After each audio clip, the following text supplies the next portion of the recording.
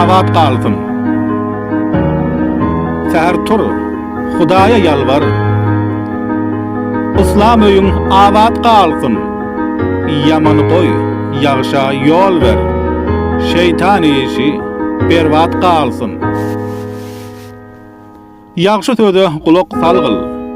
Säher wagty bidar bolgyl. Ýagşylardan alkyş algyl. Ömrüň artyp ziyat qalsın. Adamzat gözden süpinçe, yattan çıkar kan kepinçe, müňde bir rabat yapinçe, haktan dile öwlat qalsın.